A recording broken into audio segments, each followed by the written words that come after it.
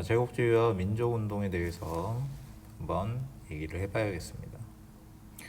자, 제국주의에 대해서 우리가 배울 건데, 제국주의라는 게 도대체 뭐냐? 주로 서구 열강이 이 경제력과 군사력을 앞세워서 식민지를 넓히기 위해 시도한 적극적인 대팽창을 했던 시기를, 그리고 그걸 위해서 주도했던 정치적인 사상을 제국주의라고 불러요. 그래서 그 결과로 전 세계 대부분의 국가가 서구 열강의 직접 지배나 간접적인 영향권에 들어가는데, 제국주의를 아주 좁게 유럽 애들이 식민지는 대항해 시대 이후에 계속 만들었지만, 이 제국주의라고 부르는 시기는 식민지를 만들었던 전체 시기를 얘기하는 게 아니고 19세기 후반을 얘기해. 주로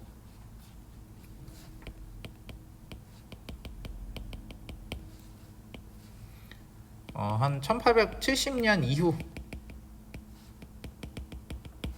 이후라고 보면 될 것 같아요. 그래서 우리가 그 전에 뭐 16세기나 뭐 그 전 15세기 때도 식민지를 막 만들었다고 얘기를 했어요.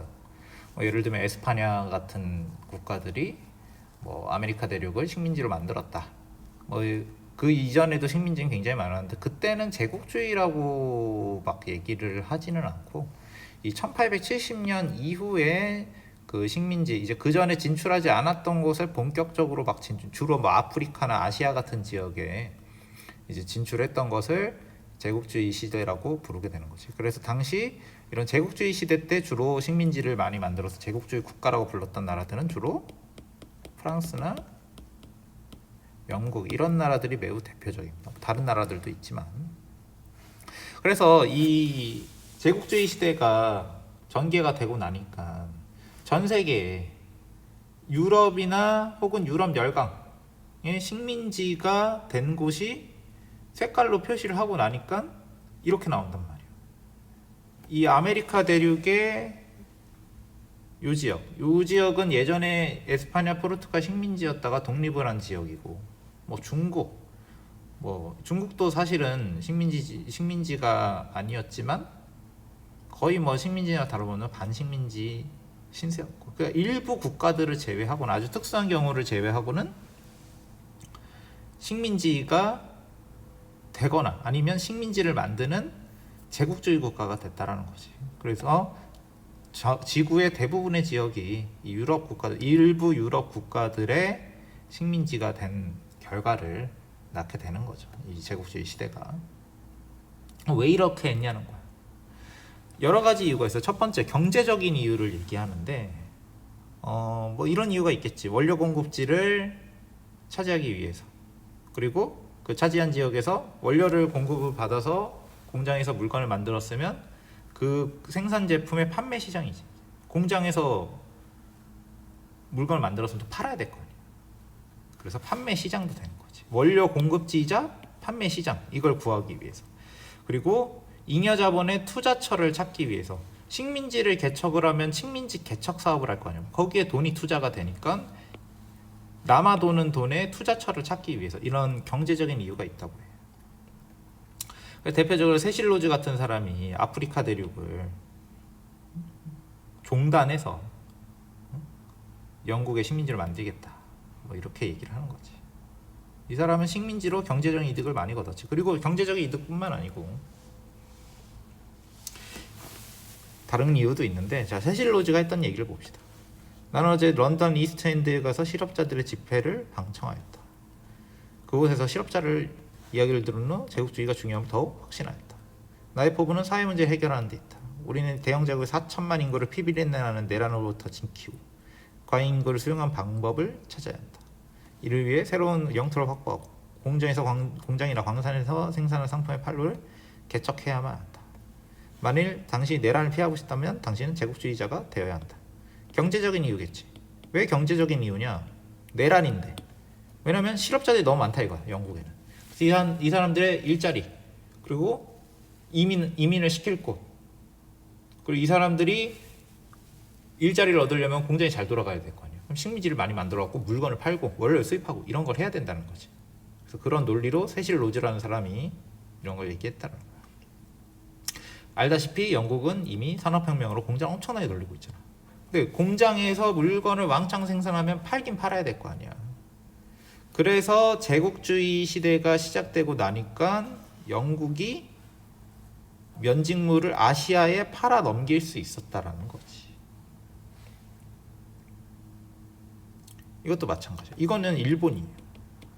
일본도 우리나라를 식민지로 만들어서 우리나라 입장에서 우리나라가 일본의 쌀을 쌀, 콩 이런 원료 식량을 수출하지. 조선에서. 이건 일본이야. 일본은 우리나라의 공장에서 만든 면제품을 우리나라에 팔아 넘겼다는 얘기지. 제국주의의 경제적인 이유에 들어가는 거겠지. 원료를 수입하고 제국주의 국가는 공장에서 만든 공산품을 수출하게 되는 거예요. 자, 그다음에 정치적인 이유도 있어. 자, 유럽의 국민국가 간 경쟁과 갈등이 일어나는데 식민지를 많이 가질수록 자국의 위신이 높아진다고 생각했어. 그래서 요즘으로 따지면 올림픽 금메달, 뭐 월드컵에서 뭐 잘하는 거 이런 걸로 국가 간의 경쟁이 일어나듯이 당시에는 식민지를 어디가 더 많이 갖고 있느냐, 누가 더 차지하기 어려운 식민지를 차지했느냐 이런 거 가지고 국가 간의 경쟁이 일어났단 말이에요. 유럽 국가들끼리. 마치 스포츠 경기 같은 거지. 그리고 또 다른 이유가 있어.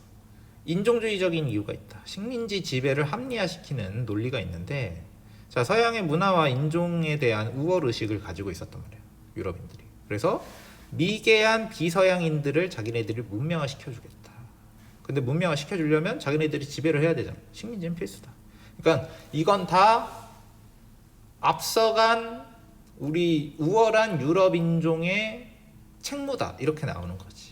그래서 뒷받침하는 게 사회진화론과 인종주의가 나오는데, 사회진화론이라는 게 도대체 뭐냐? 자, 사회진화론은 찰스 다윈이라는 자연사학자가 있었지. 이 사람이 이제 진화론을 이제 주장한 사람인데, 진화론에 의하면 모든 동물은 진화를 한다 이거야. 근데 이거를 다윈은 그렇게 얘기한 적이 없는데 사람들이 잘못 받아들여서 인간 사회가 자연의 진화론처럼 약육강식 적자 생존의 원리에 따라 진보한다고 믿는 사상이야. 그래서 제국주의 국가는 합리화시키는 거예요. 야, 강한 자가 약한 자를 잡아먹는 게 자연의 법칙이고 가장 적절한 자가 생존하는 거니까 우리보다 약한 국가를 짓밟고 지배하는 게 나빠? 라고 얘기하는 거지. 다윈은 그렇게 생각하지 않아. 환경에 잘 적응한 애들이 살아남는다고 얘기한 거지. 막 뭐 약한 자가 강한 자한테 잡아먹고 이런 걸 합리화시킨 적, 그건 그냥 자연의 법칙일 뿐이고 인간 사회는 다른 게 적용이 돼야 되는데, 제국주의 국가가 식민 지배를 하면서 이 진화론을 자기네들 편한 대로 받아들여서 합리화시킨 게 사회 진화론이라는 거지.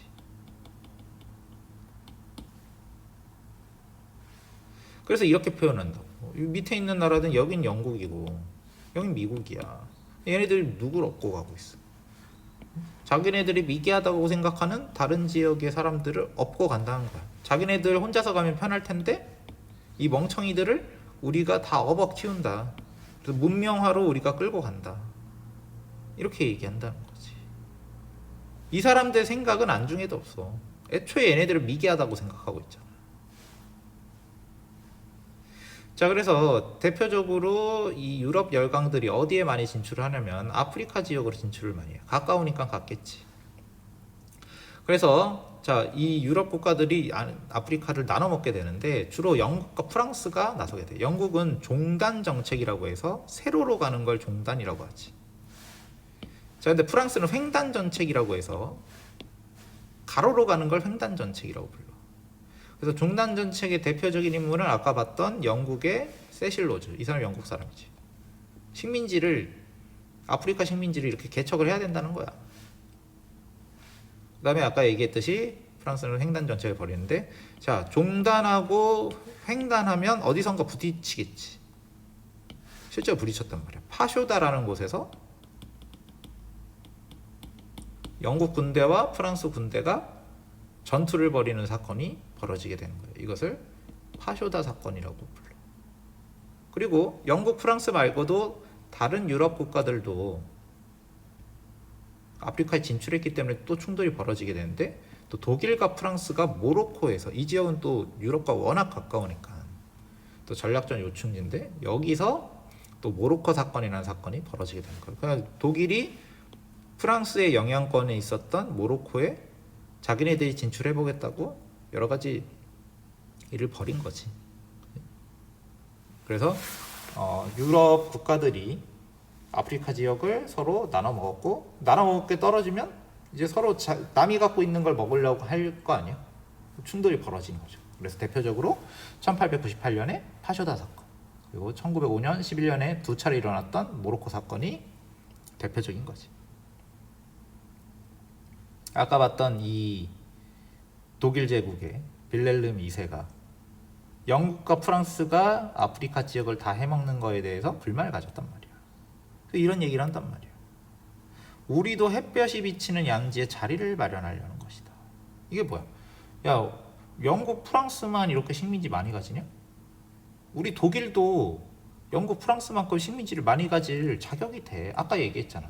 당시의 사람들은 식민지를 지배하는 것을 마치 올림픽에서 금메달을 따고 월드컵에서 좋은 성적을 거두는 것처럼 국가의 자존심과 연관지어서 생각했기 때문에, 독일이 굉장히 강대국인데 보면 알겠지만 영국, 프랑스만큼의 영토가 없어. 독일은 여기 뒤늦게 진출해갖고 요 정도밖에 없단 말이야. 지금 영국이랑 프랑스는 어마어마하게 땅을 많이 갖고 있는데 우리가 이거보다는 더 많이 가질 자격이 되지 않아?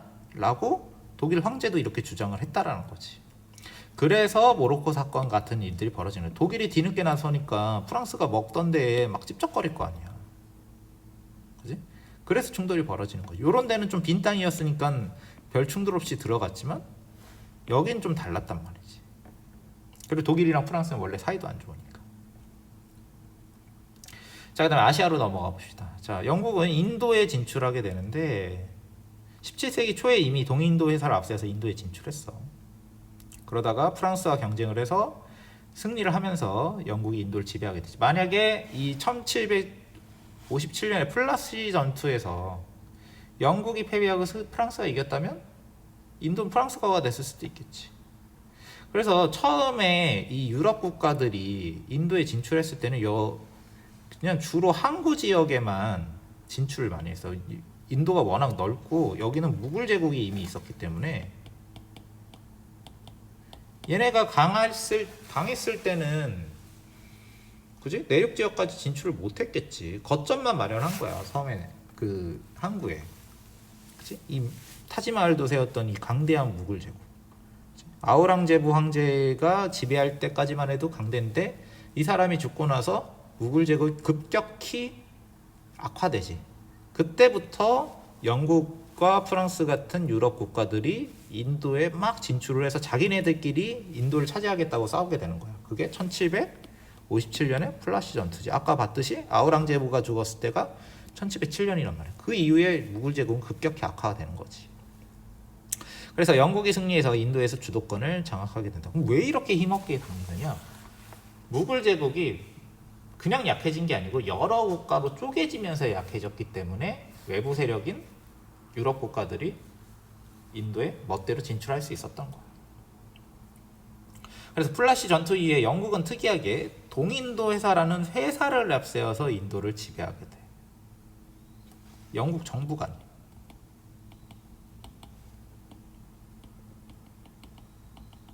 회사의 명의로 이 인도를 지배하게 됐다는 거지. 그래서 아까 얘기했듯이 영국이 인도에 진출을 하게 되니까 영국 공장에서 엄청나게 많이 만들어진 면직물이 인도에 팔리게 되는 거죠. 원래는 반대였단 말이에요. 원래는 이 면직물이라는 게 원래 인도에서 가장 많이 만들고 거의 원산지나 다름없기 때문에 인도에서 만든 면직물이 유럽에 수출이 됐어. 근데 영국 애들이 산업혁명을 일으키고 인도를 지배하게 되니까 봐봐. 이미 1770년 요때면은 영국에서는 이미 산업혁명이 일어나고 있었을 때야. 근데 산업혁명이 일어나도 인도 사람들이 만든 면직물이 수입되는 거를 막을 수 없었는데 정치적으로 지배를 점점 넓혀가다 보니까 역으로 인도에서 유럽으로 수출되는 건 이제 없어지고 역으로 영국이 아시아로 수출을 하게 되는 거지. 제국주의의 경제적 이유와도 같아. 그럼 인도에서는 도대체 영국에 주는 게 없냐? 아니지. 이건 팔지. 면화는 팔지. 원료. 근데 완성품은 못 한다는 거야. 근데 그전에는 인도가 완성품도 팔았잖아. 근데 이제 완성품은 못 팔아. 자, 그 다음에 나머지 지역을 봅시다. 인도는 아까 얘기했듯이 영국이 장악을 했고, 인도네시아는 포르투갈과 에스파냐가 가지고 있었는데 네덜란드로 넘어가게 돼. 어딜 얘기하는 거냐면 이 초록색 지역을 얘기하는 거야. 그 다음에 미얀마는 이 인도 옆에 있으니까 영국이 또 지배를 하게 되고, 말레이시아, 싱가포르까지 영국이 장악을 하게 된다. 그러면 이 싱가포르이 또 중요한 땅이니까 영국이 또 중국으로 진출할 때 해상 교통로를 확보를 하게 되는 거지. 자, 그러면 인도에서 밀려난 프랑스는 어떻게 했느냐? 베트남과 캄보디아 지역, 이 지역에 진출하게 되는 거죠. 그럼 태국은요? 태국은 프랑스와 영국이 식민지가 맞닿으면 충돌이 일어날까봐 완충 지역을 만들려고 했는데 태국이 딱 적당한 거야. 야, 여기는 우리 영국도 먹지 말고 프랑스도 먹지 말고 그냥 여기는 그냥 중립지역으로 남겨놓자. 그렇게 되니까 태국은 독립을 유지할 수 있었지. 그래서 하얀색으로 아무 국가의 표시도 없는 거야. 그 다음에 필리핀 같은 경우에는 이 지역에 먼저 진출했던 나라가 에스파냐잖아. 근데 에스파냐가 가지고 있었던 필리핀을 미국이 전쟁 일으켜서 뺏어갔지. 자, 그래서 태국 같은 경우에는 라마 5세가 이 프랑스와 영국의 입장을 이용해서 우리는 니네끼리 우리 태국까지 누가 먹느냐 가지고 싸우면 골치가 아프니까 여긴 빈 땅을 남겨라, 이렇게 외교적으로 수완을 발휘해서 독립을 유지했고, 베트남과 필리핀 같은 경우에는 어때? 이미 식민지가 된 나라지. 그래서 이 판보이 쪼우라는 사람과 호세 리살, 이 사람은 각각 베트남과 필리핀의 독립운동을 이끌었던 사람들이야. 그래서 아까 얘기했듯이 라마 5세는 영국과 동진한 영국과 서진하는 프랑스의 완충 역할을 자처했다. 여기 보면 알겠지만 이렇게 진출한 애들과 이렇게 진출한 애들 사이에서 우리는 완충지를 하겠다, 이런 걸 발휘해서 독립을 유지했고, 그리고 여기 나오면 알겠지만 여러 가지 근대화 정책을 펼쳤다는 거지. 자, 그 다음에 판보이 쪼우 같은 경우에는 이 사람은 베트남의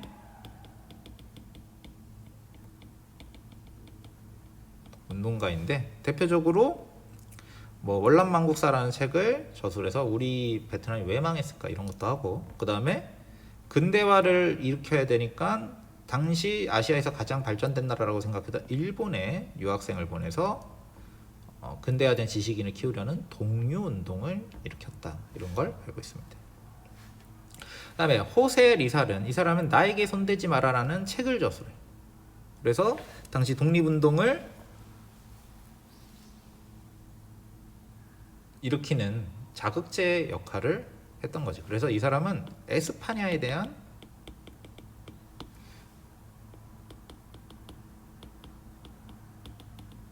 독립운동을 일으켜. 이 사람 필리핀 사람이니까. 그럼 미국은 왜 아니냐? 필리핀이 미국 땅도 되잖아. 근데 봐, 호세 리살은 1896년에 처형을 당해. 근데 미국 땅이 된 거는, 필리핀이 미국 땅이 된 거는 1898년이란 말이지. 그래서 미국에 대한 독립운동을 일으킬 수가 없지. 호세 리살이 살아있을 때는 필리핀은 에스파냐의 식민지였기 때문에. 여기까지 하겠습니다.